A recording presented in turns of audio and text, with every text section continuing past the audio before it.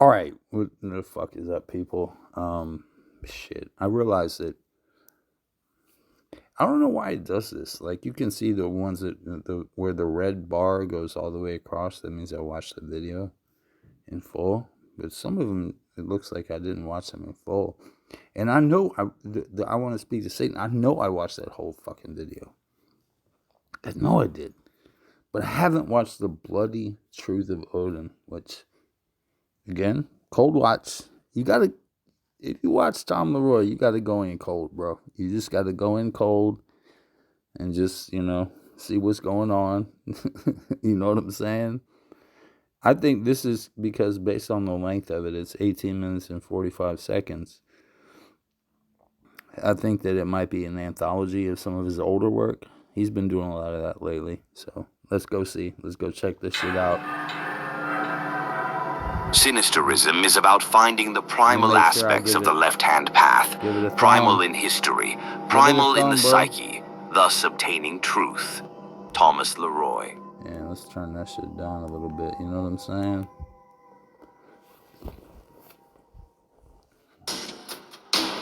Let's go, Mr. Leroy. If you're not subbed to Tom Leroy, you fucking suck dicks, dude. Subscribe to that brother, man. Come on, man. What's wrong with you, man? Get on that. Hit that fucking sub button, nigga.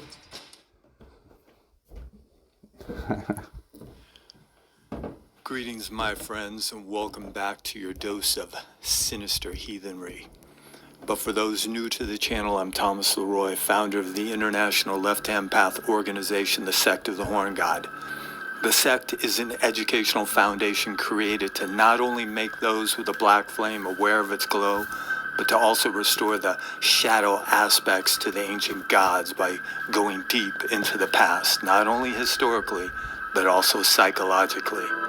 For the primal depths of the psyche are limitless. So, if this sounds interesting, make sure to like, share, and subscribe. And if you want to learn more, join the organization, the Sect of the Horn God, at the link make sure you go ahead and do below. That. Yeah, it's the link down below. Thank you. Make sure you go ahead and do that for him. We like joiners, man.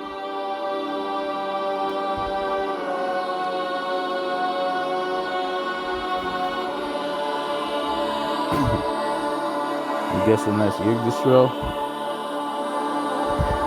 I don't know.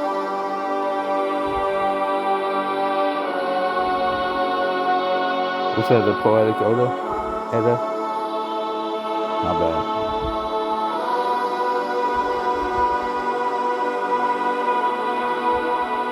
The poetic Edda. I called it, nigga. That's what I said.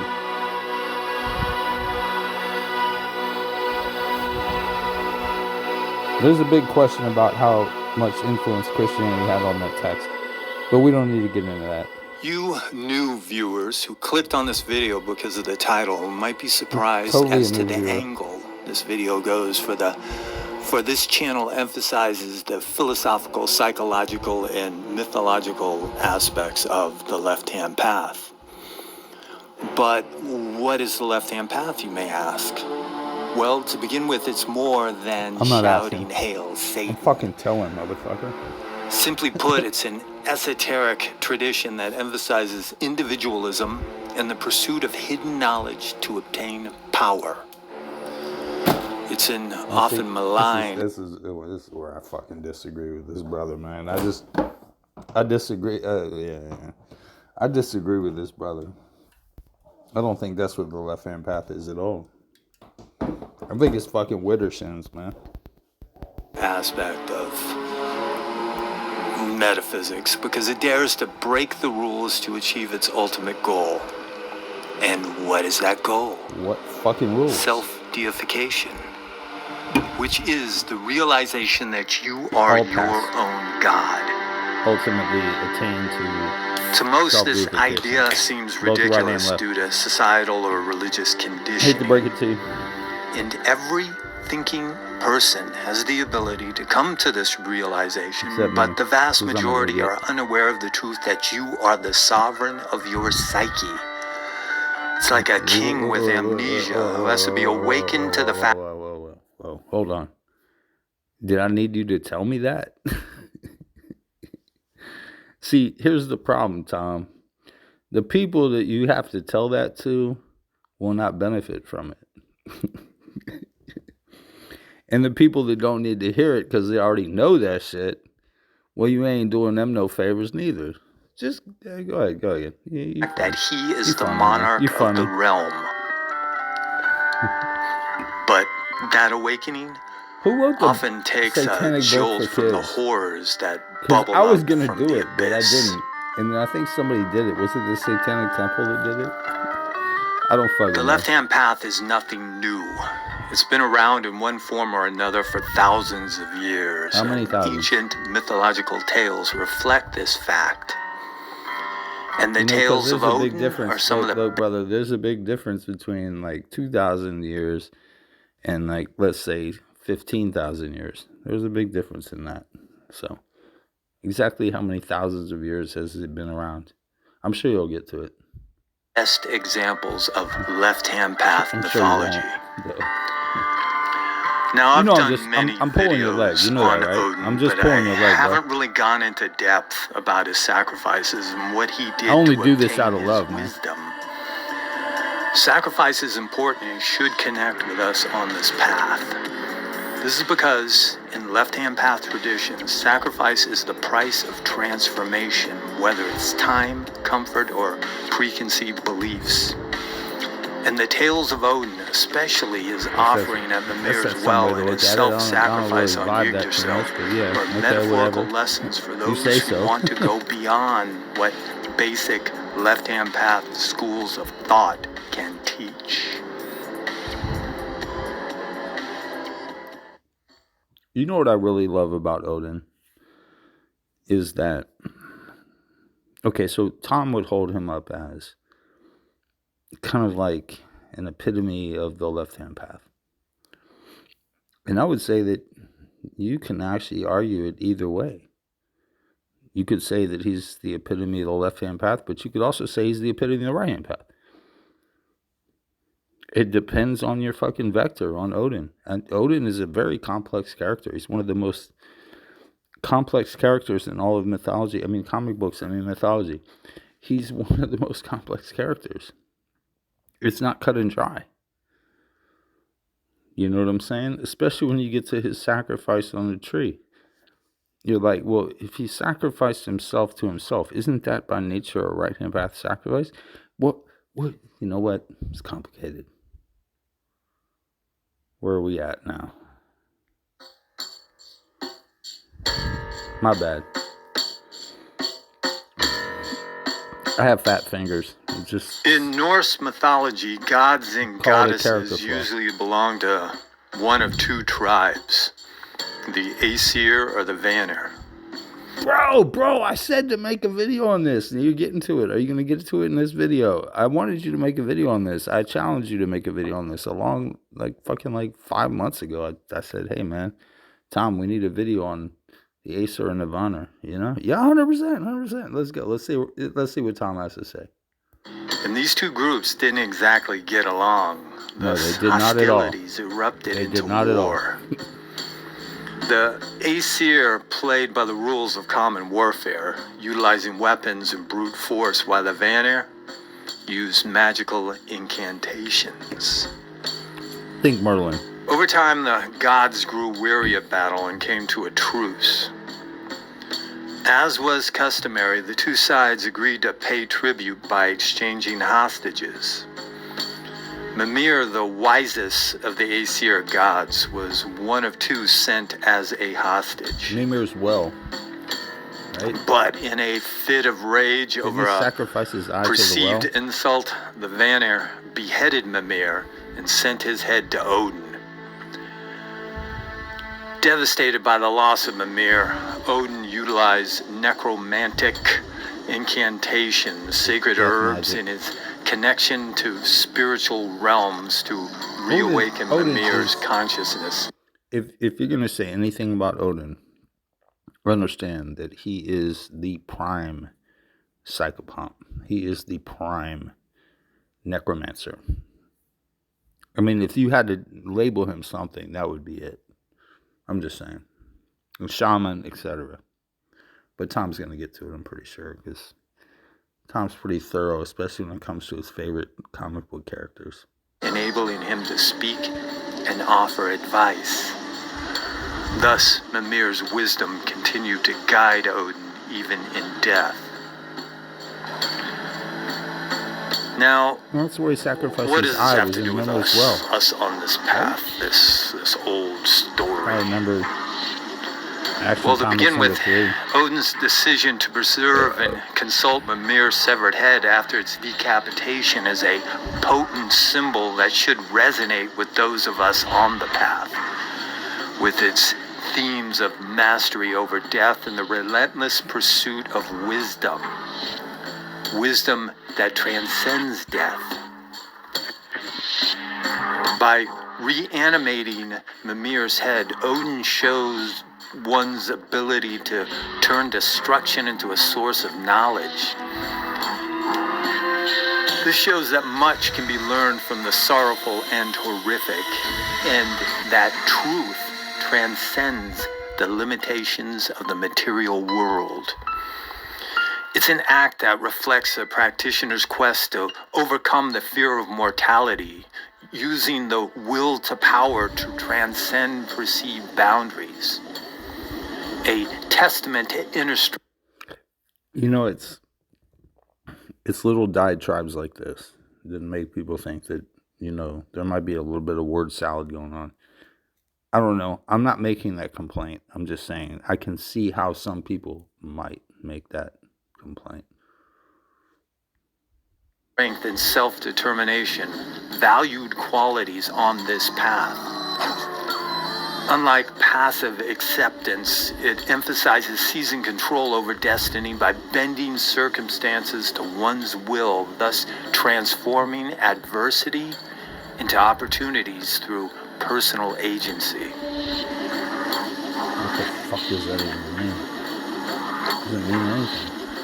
The severed head of Mimir is a grim reminder that wisdom can be found beyond societal or mortal constraints. Rather than rejecting the grotesque reality of Mimir's death, Odin honors and preserves it. The preservation of the head symbolizes the pursuit of dark, forbidden wisdom, truths hidden from the mundane. And understanding this arcane knowledge is key to self-empowerment on the path. Thus, this act aligns with the left-hand path practitioner's acceptance of darkness and chaos, which is essential to what we do. I'm not sure the myth that you're quoting. I'm not sure it reads that way. I don't know, man. But go ahead. It's also a reminder that true power comes from within, and the pursuit of what dwells in the abysmal depths is an important step on the road to sinister illumination. Within and without an imbalance. But what is needed to unveil this wisdom, to get the voices from the abyss to speak?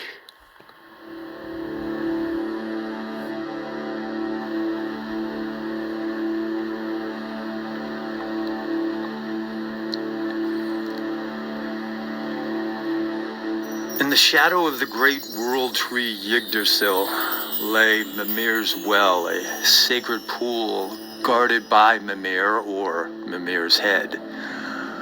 The well drew its waters from the primordial roots of existence, a source. Now you see the part where this would get really interesting, but he's not going to do it. I know he's not going to do it. Is if you compare that story to the story of the origination of Athena. And how basically Zeus had a really bad headache. If you if you could do that, you would be awesome. But I'm not expecting perfection. Just fun. Of ancient knowledge that predates even the gods. From a psychological perspective, this would be wisdom from a place deeper than even that of the collective unconscious, the home of the gods. You disagree? Thus, its waters hold the secrets of the cosmos, past, present, and... The gods are either... Okay.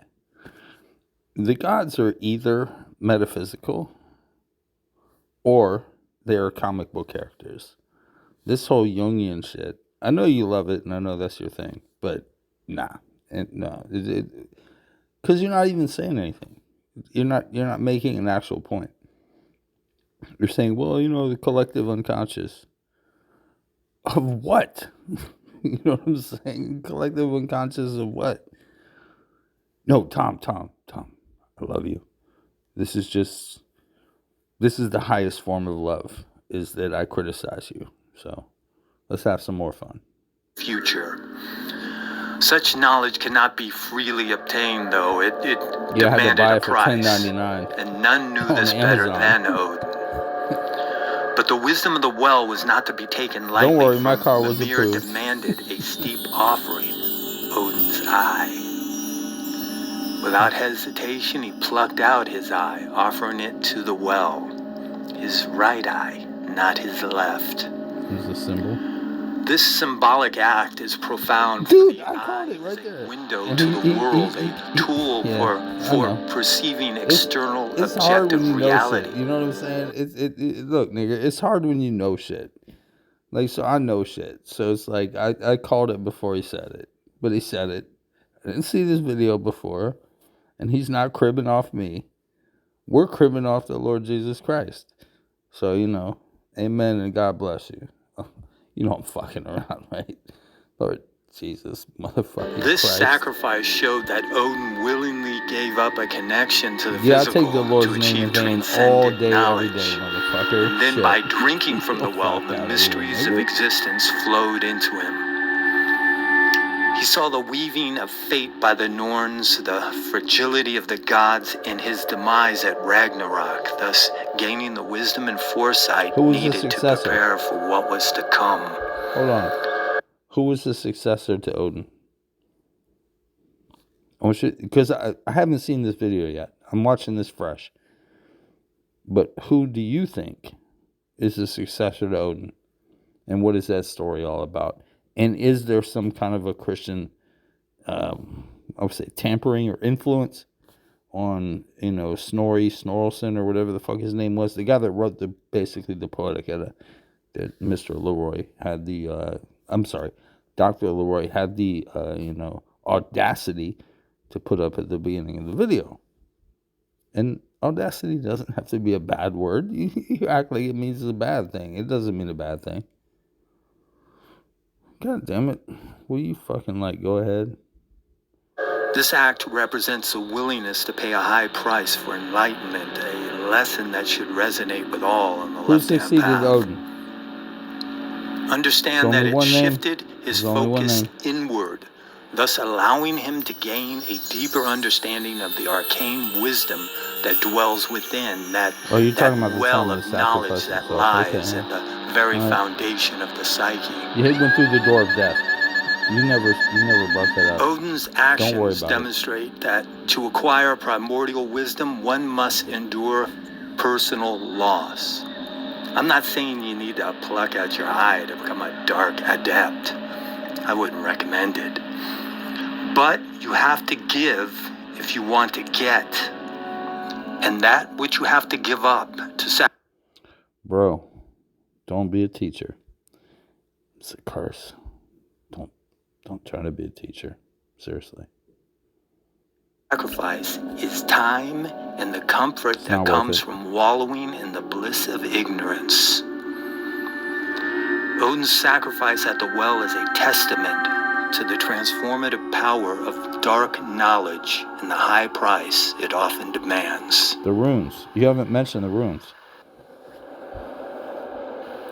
He did that for the runes. Why don't you... Never mind. Fuck it, I don't know. You're probably going to get to it in 2 seconds. So I don't know. If you know anything about Norse mythology, I know a little you're bit. probably already aware of the tale of Odin hanging himself from the great tree that stands at the center of the universe. Yeah, Yggdrasil. Yeah, 100%. But why would he do this? For the runes. Once again, for the sake of abysmal knowledge. The runes. But if you're not familiar with this tale, Yggdrasil grows out of the well of Erd. Come on, a dude. pool whose depths hold You many teasing of the the most motherfucker, powerful man. You forces teasing in the the nigga cosmos. right now, dude. Among the beings who dwell in the pool are the Norns, 3 maidens who weave the fates of all beings. It'll be the fates in the Greek, yeah, 100%. And one of the techniques they use to shape fate is by carving runes into Yggdrasil's trunk. There he goes. He's going into the runes. These symbols then carry intentions throughout 100%. the tree, affecting everything. I knew he was going to. Hold on. Since the runes reveal themselves only to those who I knew this worthy. nigga was gonna get to the runes. I knew this nigga was gonna get to the runes, cause he couldn't not get to the runes because he knows what the fuck he's talking about. So it's like you can't just tell the whole story and just, like not talk about the goddamn runes. That's what he did it for.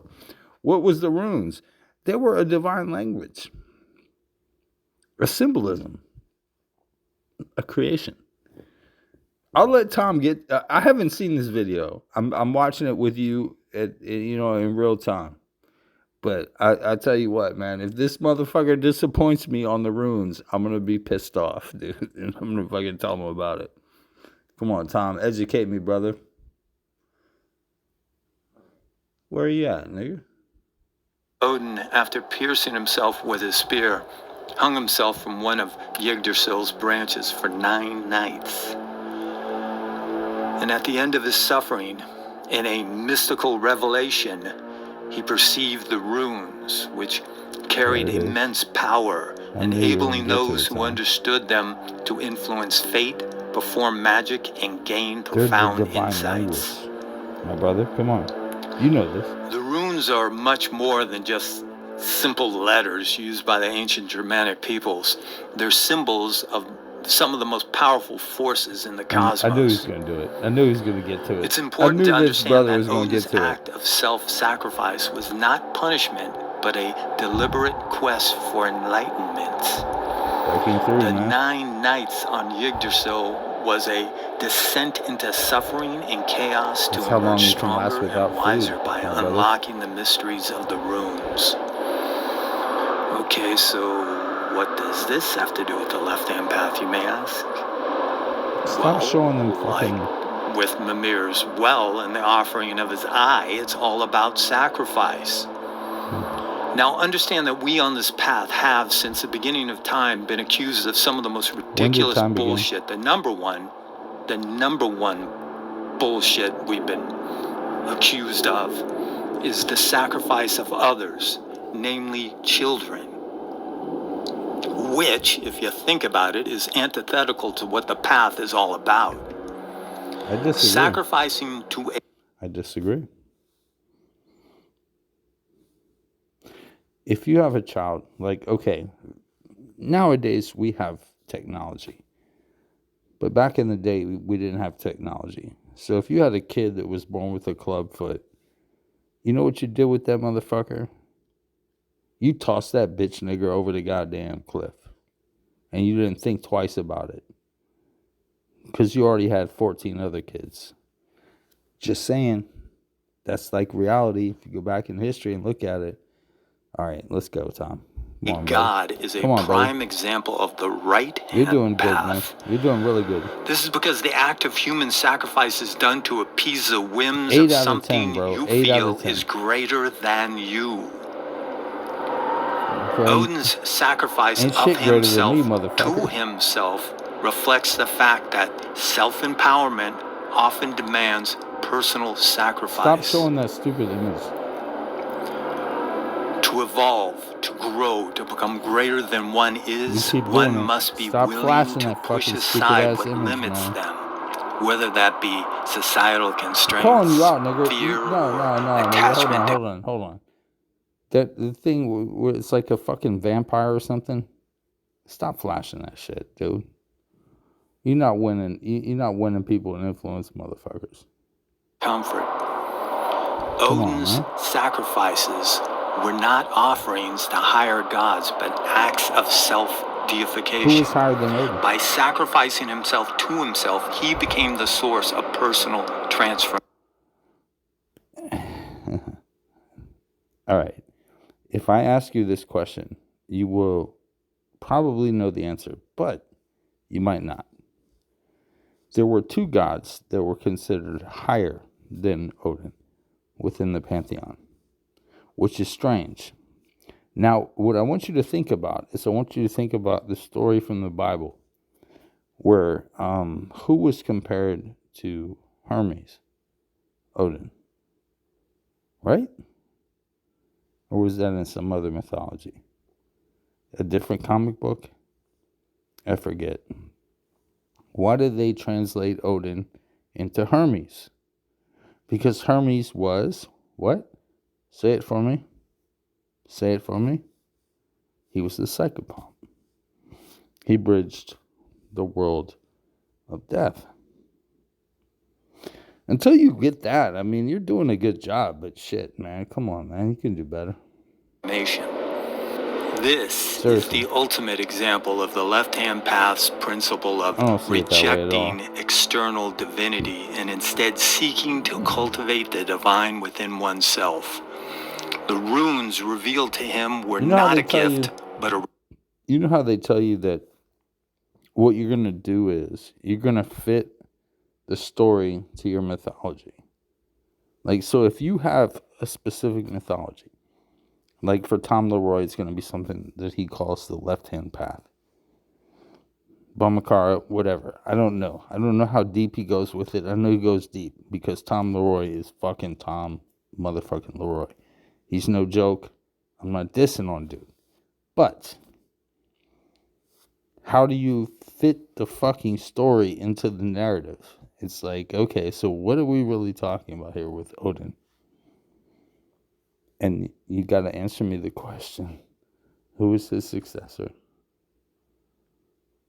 Result of his determination and suffering, because pain, when embraced, can be a powerful catalyst for personal growth. This is your own skill. What Odin did demonstrates that we are the masters of our destiny, the source of personal divinity, and the architects. Arguably, that's what the Eddas themselves are, is a rereading. So, I mean, if you really want to understand those collection of comic books. In conclusion, my friends, Odin's pursuit of the arcane should encourage those on the path to explore. Let me tell you this. Tom, brother, I know that of all the gods, of all the deities, that you have the most respect for Odin. And I know that for a fact. And I'm not trying to take nothing away from you, brother. But just you gotta know a little bit deeper about what you know. And I know you're going deep on the motherfucker. But you gotta go a little bit deeper. That's all I'm saying. There's a whole lot more going on. And it's pretty cool. So anyhow. And seek sinister truths, even in the face of societal opposition. His actions demonstrate that wisdom and power can be drawn from the darkest, most unconventional sources, provided one has the strength and determination to confront them. A little bit more, but it's a reminder that this path is not easy, nor without cost. Sacred, so you can't really, you don't want to fuck around with it too much. Show it to people, you know what I'm saying? You don't want to do that. Until next time.